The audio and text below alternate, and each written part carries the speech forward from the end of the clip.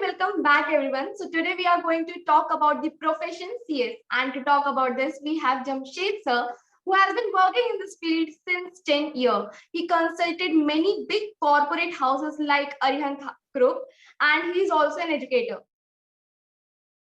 कोई इंसान या कोई भी बच्चा इस फील्ड को परस्यू कर रहा है और अगर वो सक्सेसफुल नहीं हो पा रहा है, कंपनी सेक्रेटरी नहीं बन पा रहा है, तो what are the other things जिसमें वो अप्लाई कर सकते हैं? क्योंकि अब हो तो क्या, इसमें तो काफी टाइम हमने इन्वेस्ट कर चुके हैं, तो उसके बाद में क्या कर सकता है अगर कोई बच्चा परस्यू कर रहा होगा सीएस? तो अगर कोई सीएस परस्यू कर रहा है और मान लीजिए उसका सीएस क्लियर नहीं होता है, तो बहुत सारे सर्टिफिकेशन कोर्सेस होते हैं लॉ के जो उसकी हेल्प कर सकते हैं आगे फ्यूचर ग्रोथ में। हम कंपनी सेक्रेटरी प्रोफेशन में जब जा रहे हैं तो हमें इस बात का ध्यान रखना है कि हम लोग बेसिकली एक लीगल फील्ड से कनेक्ट हो रहे हैं। We are not complete lawyers, but हम कंपनी के एडवाइजर्स तो हैं और इसमें कोई एज बाउंडेशन नहीं है कि आज नहीं हो रहा है तो कभी होगा नहीं। तो फॉर इनिशियल स्टार्ट अगर हमारा एग्जाम नहीं क्लियर हो रहा है तो हम कुछ डिप्लोमा कोर्सेज भी कर सकते हैं, जिससे हमारा एक हेड स्टार्ट हो जाए, कॉन्फिडेंस बूस्ट हो, फिर हम लाइफ में आगे जाकर भी सीएस कंप्लीट कर सकते हैं। बट इसका एक्चुअल बेनिफिट तो तभी मिलेगा जब हम पूरा सीएस का करिकुलम कोर्स कंप्लीट करेंगे और मेंबर बनेंगे। अदरवाइज तो इनिशियली आप नहीं बोल सकते कि कुछ उससे फायदा। इसमें जैसे आपने इंटर्नशिप का मेंशन किया, तो बच्चों को कहाँ से इसका इंटर्नशिप मिल सकता है या फिर कहाँ से ढूंढ सकते हैं, और ये इंटर्नशिप कितने टाइम पे की रहती है? इंटर्नशिप में क्या क्या चीजें सिखाई जाती हैं और क्या इंटर्नशिप पेड रहती है? As per new company secretaryship curriculum जो अभी आया है 24 मंथ की स्ट्रक्चरल ट्रेनिंग है, जिसमें 21 मंथ का हमारा इंटर्नशिप है। 3 मंथ की अलग अलग ओरिएंटेशन प्रोग्राम है, पर 21 मंथ की इंटर्नशिप ट्रेनिंग है। ये ट्रेनिंग आप किसी बड़ी कॉर्पोरेट में कर सकते हैं जहाँ पे कंपनी सेक्रेटरी अपॉइंटेड है, उनसे आपका अप्रेंटाइजशिप एग्रीमेंट बनता है और आप 21 मंथ की ट्रेनिंग वहां कर सकते हैं। रेस्ट प्रैक्टिसिंग कंपनी सेक्रेटरीज भी हैं, एंड जो गवर्नमेंट के ऑफिशियल लिक्विडेटर्स हैं या बड़ी लॉयर फर्म्स हैं, वहां भी 21 मंथ की इंटर्नशिप हो सकती है। जो इंस्टीट्यूट ने प्रिस्क्राइब स्टिपेंड रखा है वो 3000 पर मंथ है minimum, and as per your performance ये इंक्रीज होता है। कई तो ऐसी कॉर्पोरेट्स हैं जहाँ स्टिपेंड ही 35,000 40,000 पर मंथ की है।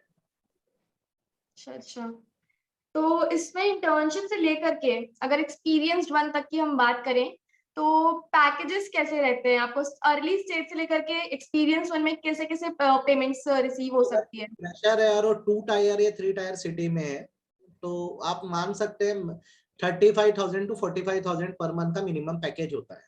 स्टार्टिंग अर्ली स्टेज में स्टार्टिंग पैकेज।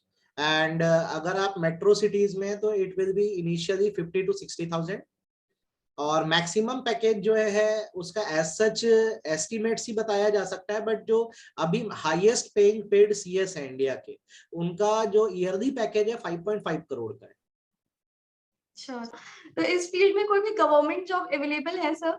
गवर्नमेंट जॉब में हमारे लिए पोजीशंस निकलती हैं। जनरली क्या है कि देखिए, अगर कोई भी कंपनी या कॉर्पोरेट है, स्पेशली अगर एक लिस्टेड कंपनी है, लिस्टेड कंपनी मीन जो स्टॉक एक्सचेंज में रजिस्टर्ड है, पब्लिक कंपनीज, वहां पे कंपनी सेक्रेटरी रखना कंपलसरी है। देन जितनी पब्लिक कंपनीज है जिनका पेड अप कैपिटल 10 करोड़ से ऊपर है, वहां होल टाइम कंपनी सेक्रेटरी रखना कंपलसरी है। गवर्नमेंट कंपनीज भी हैं, वहां पे बहुत सारे कंप्लायंसेस होते हैं। तो आजकल जितनी मैक्सिमम गवर्नमेंट कंपनीज है जो लिमिटेड फॉर्म में चल रही हैं, वो कंपनी सेक्रेटरीज अपॉइंट कर ही रही हैं। फॉर एग्जांपल लास्ट मंथ ही हमारी छत्तीसगढ़ की एक बहुत बड़ी कंपनी है, Chhattisgarh state power distribution company limited, CSPDCL, वहां पे कंपनी सेक्रेटरी की रिक्रूटमेंट निकली थी। और भी अब गवर्नमेंट भी इनिशिएटिव ले रही है, उनको भी ये लगता है कि इतने सारे लॉज हैं पर कंप्लाई करने वाला, फॉलो करवाने वाला कोई नहीं है, तो बहुत होल हार्टेडली जो बड़ी बड़ी गवर्नमेंट कंपनीज है सीएस रख रही है। तो मैं बिल्कुल बोल सकता हूँ कि सीएस का बहुत अच्छा स्कोप है गवर्नमेंट सेक्टर में। तो इसके लिए कोई एग्जाम देना पड़ता है क्या, जैसे गवर्नमेंट के यूजुअली एग्जाम रहते हैं? रिक्रूटमेंट प्रोग्राम गवर्नमेंट का रहता है, जैसे हर गवर्नमेंट कंपनीज में अपने खुद के एग्जाम्स रखती है। कई जगह रिटन एग्जाम प्लस इंटरव्यू होता है और कई जगह डायरेक्ट इंटरव्यू भी होते हैं। अच्छा अच्छा, तो अगर आपको कोई एडवाइस देनी होगी कि इंटरव्यू को कैसे क्वालिफाई करना है, क्या ऐसा कोई एलिमेंट होता है जो इंटरव्यू के दौरान यूजुअली इंटरव्यूअर सोचते हैं कि मेरे को स्टूडेंट के मुंह से ये मिलेगा तो वी विल हायर देम, या फिर रिज्यूमे या सीवी में कुछ एक पर्टिकुलर चीज देखते होंगे? अगर आपको एडवाइस देनी होगी तो आप क्या एडवाइस देना चाहोगे?